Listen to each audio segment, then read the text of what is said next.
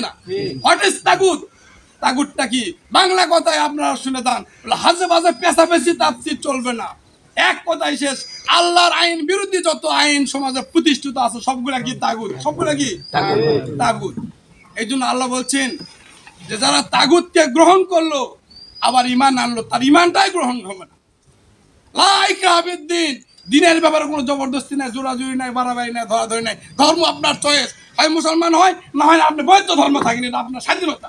ইসলাম গ্রহণ করার পরে আপনি আবার তাগুতও গ্রহণ করবেন, আবার ইসলামও মানবেন, একসাথে দুইটা চলতে এই আয়াতে বলছে কত্তুবাইনা রুশদু মিনাল গায়ি ফামান ইয়াকফুরু বিত-তাগুত ওয়া ইউমিন বিল্লাহ ফামান ইয়াকফুরু বিত-তাগুত ওয়া ইউমিন বিল্লাহ। আল্লাহ বললেন তুমি তাগুতকে বর্জন করো, অ্যাভয়েড করো, প্রত্যাগ করো, ছেড়ে দাও, ওয়া ইউমিন বিল্লাহ, তারপরে আল্লাহর প্রতি ঈমান আনো। বলুন সুবহানাল্লাহ। আর যারা তাগুতকে বর্জন করে আল্লাহর প্রতি ঈমান আনলো, ফাকাদ ইসতামসাকা উরওয়াতুল উসকা লান ফিস-সামালাহা, সেখানে একটি মজবুত রশি ধারণ করলো, ছিঁড়ে যাবে না, ভেঙে যাবে না, সরাসরি আল্লাহর জান্নাতে পৌঁছে দেবে। বলুন সুবহানাল্লাহ। সুতরাং বাংলাদেশের পার্লামেন্টে আল্লাহর আইন আছে না তাগুতের আইন আছে?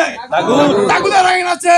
মানুষের তৈরি আইনকে যারা সমর্থন দেয়, সকলে তাগুতি ধর্ম গ্রহণ করেছে, এর নামাজ রোজা হজ যাকাত ফাহাবিতাত আমানুহুম, এগুলা বরবাদ হয়ে যাবে, নিষ্ফল হয়ে যাবে। আলা নুকিমুল্লাহু ইয়াউমাল কিয়ামাত ওয়াজনা, কিয়ামতের দিন এই নেকির পাল্লায় একটা ওজনও যাবে না। আপনার কিসের হজ, কিসের তাসবিহ, আপনার তো ঈমানই হয়নি।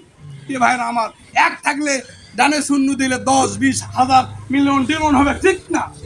আপনার যদি এক না থাকে তাহলে আপনার কিন্তু এই সুন্দর খালি সুন্দর দাম থাকবে না। আপনি আগে তাগুতকে বর্জন করতে হবে, মানুষের তৈরি আইন মেনে নেওয়া যাবে না। আল্লাহুল খালকু ওয়াল্লাহুল আমরু, সৃষ্টি যার, আইন চলবে কার? সৃষ্টিতে কোনো ভাগ আছে? এই চন্দ্র সূর্য নক্ষত্র পাহাড় পর্বত নদী নালা তৈরি করতে কি কোনো মানুষের সাহায্য নিয়েছে?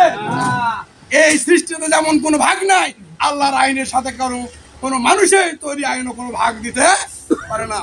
এই জন্য অনেক কথা আছে, আপনারা টিএসে বসেন, স্টেজে বসেন, ওলামায়ে কেরাম মুফাসসির কেরাম বসে থাকে, আমার কথা বলা ঠিক নয়। আপনারা আমরা একটা অন্ধকারের মধ্যে আছি, ইসলাম নামক জিনিসটা ধর্ম গ্রহণ করে শুধু উপভোগ করছি, ইসলাম ধর্ম, ইসলাম ধর্ম। ইসলাম সম্বন্ধে ন্যূনতম ধারণা নাই।